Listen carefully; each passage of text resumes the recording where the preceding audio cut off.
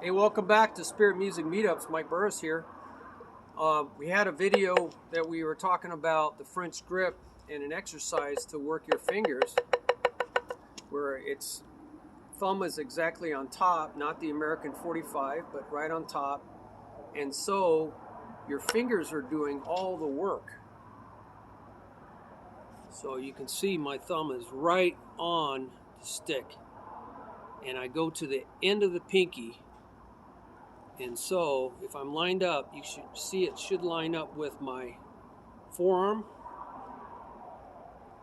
And it goes right to the end of your thumb. So it's kind of rotating, and I'm doing this. It's a great way to build up your fingers.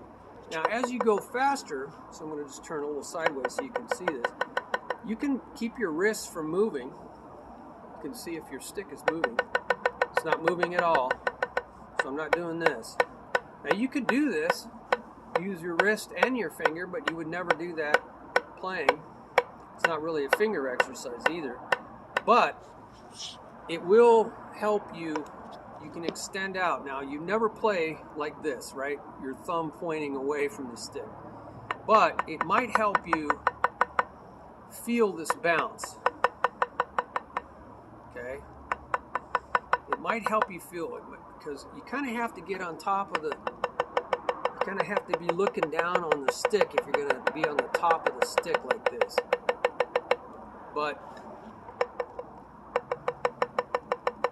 I can do it not as well on my left hand. But so you can play sort of like this and just learn how to pivot. Right? See, I'm kind of just pivoting my hand, twisting my hand. Kind of just doing this, so you can get used to this, this squeezing together of the fingers.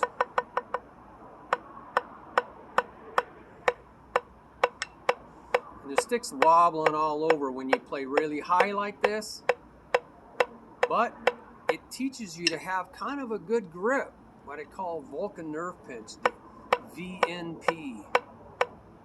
So I'm kind of twisting my, see it just wants to wobble all over the place. That's okay. It helps you work on control. Having a target really helps, That's why I put that piece of tape there. It helps you concentrate and focus.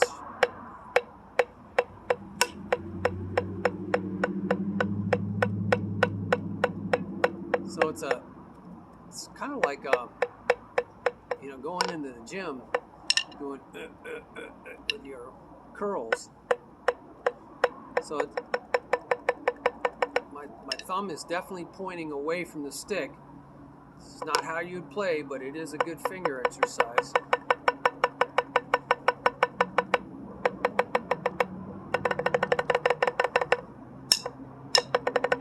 Never tried this. Now, when you're playing on the ends of your fingers, you can lose control very easily, right? But if you pull the stick in a little bit as you're going faster, you'll get a little bit more control. So you're like halfway into your fingers. Even when I'm doing this, I'm not on the fingertips like a flute player. I'm kind of I'm not on the knuckles. You don't want to play on the bones of your hands. You want to play on the soft part of your hands. Just like when we play in the letter A for the French, the American at the 45, our regular playing position, it should be hitting on the pad of your hand. See how it hits the pad of the hand, not on the bone or back here. You don't want to be doing this, hitting those nerves. That'll really knock you out for sure. So you want to be hitting the pad. See, it's hitting that white pad. And you should be able to see some of your stick. I can see some of my stick. If I can't see any of it, I know that I'm twisting my wrist weird, or if I see too much, I'm way to the German's side. See, I can see a little bit of the white stick out.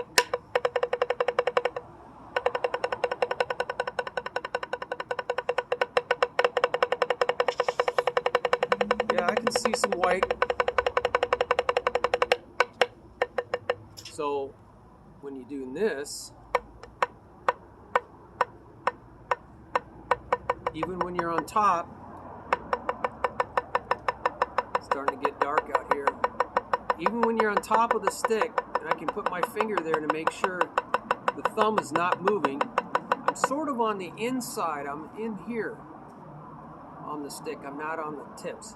Now I can try it on the tips. See, I'm on the tips now. You can see my knuckles are kind of bent. But now my knuckles aren't bent. Now they are bent, showing that I'm on the tips. Right here, pointing down. Now my knuckles disappeared. So I feel like you have more control when you come in.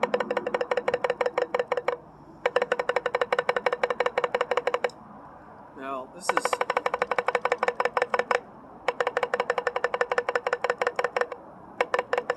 Sometimes I would stand up like this, try to stay in a perfect... That's simultaneous playing. I got a lot of left wobble.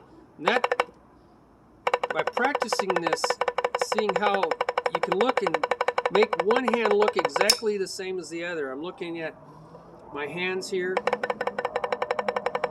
When I play like this, I have to kind of close up that gap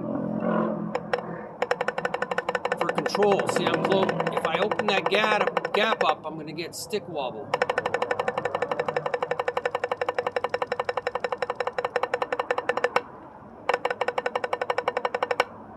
So you never play like this. It's a great exercise though, playing so close. Sometimes I would try to connect my fingers like this almost.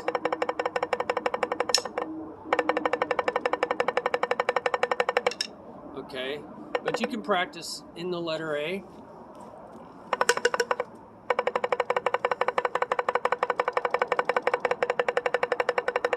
All fingers, no wrists. Alright, it's a great exercise for building up your strength. You know, the whole rubber ball or those little squeezing things.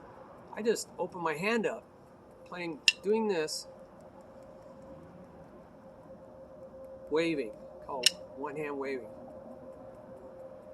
That's great when you're like watching TV. Just do this, opening your hand up really fast. And then also waving your stick. Gary Chafee, Berklee College of Music. You can wave just your pinky.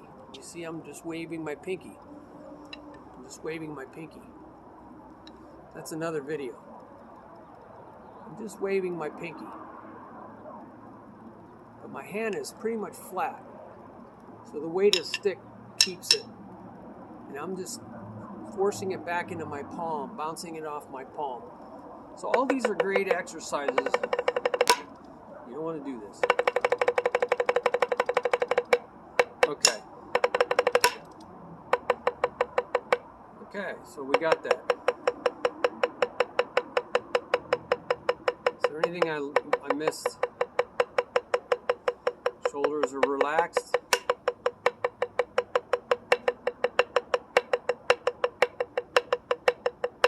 Wrists and fingers working together.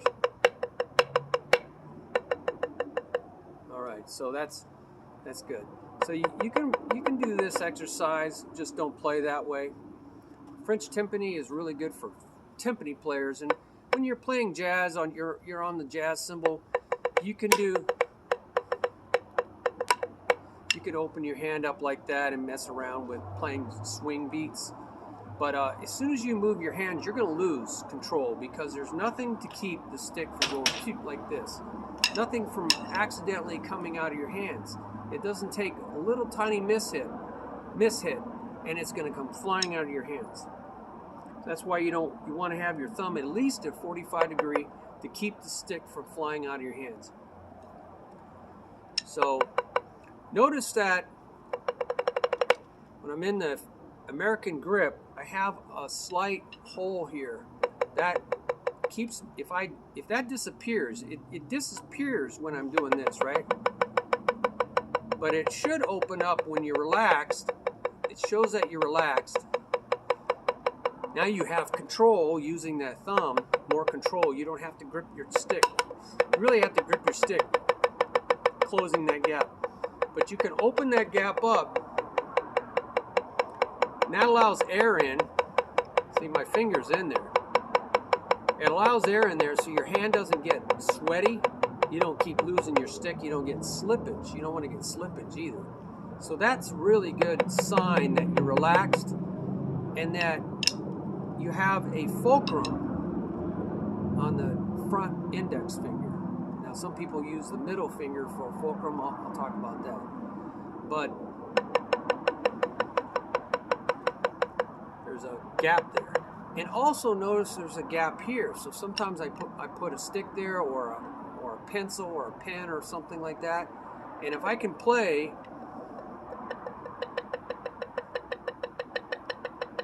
then I know my thumb and my finger are right across from each other, creating a seesaw fulcrum. But if my thumb's forward, now you can see there's no gap. Or too much of a gap because my index finger is too far forward. So I want them right next to each other. This is only useful for dead sticking, which is a technique on big drums and cymbals where you muffle or mute the sound by holding your finger down. But it's not useful for much more because now you don't have a single pivot point. If you have three pivots, 3 pivot points, 3 points on a stick is not a seesaw. How do you see that? See, that's 3 points. 1, 2, 3. 3 separate. That creates a lever. It's kind of stuck in there. And that's really great for control. I can put my thumb, my index finger out further. See, there's a little bit too much gap there. And it's great for just doing wrist. But I don't have any finger use because I don't really have a seesaw going on anymore. Does that make sense? You don't really have a seesaw. Now, some people like to make the middle finger a seesaw. But you see how it's really quite awkward. It's not really for, you pretty much have to put this finger back on. But now, they only have, you know, with this, I have 4 fingers that potentially can do this. It seems to me I can go a lot longer, a lot faster with 4 fingers controlling, right? 4 fingers doing this than just 3 fingers. And really, the fulcrum shouldn't be doing any waving because it's supposed to maintain even pressure on the stick. So now, if this is the fulcrum, now I have 3 fingers waving. Now, if the middle finger is the fulcrum, now I only have 2 fingers waving, and the front finger is really just acting as control guide. So, it feels good, but it seems to me, from a physics standpoint, it's more limited. No, so yeah, you can use this as a fulcrum, but you shouldn't even be doing that. Now, this is good exercise. Using the fulcrum, trying to wave the fulcrum. So that is a really good finger exercise, but I don't think you should be really using the fulcrum.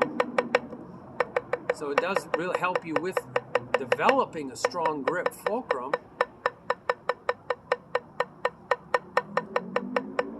Right? Helps you keep your thumb on the stick. See, my left hand is not as good as my right hand. It's also hitting the back of my shirt. So, really, I think the fulcrum should just stay still, keep the same amount of pressure on the stick, and let the back fingers do all the work.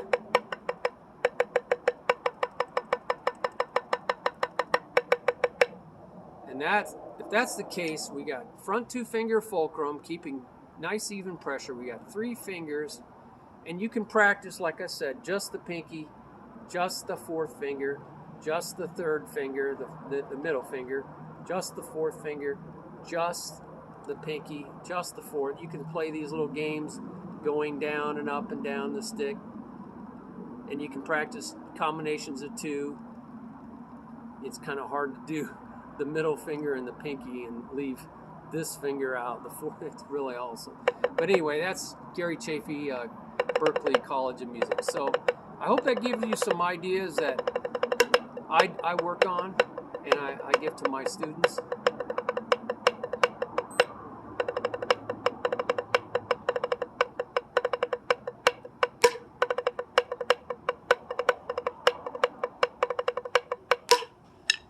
I love it. So if you have any great comments or whatever comments, put them down on the bottom and we'll keep learning from each other.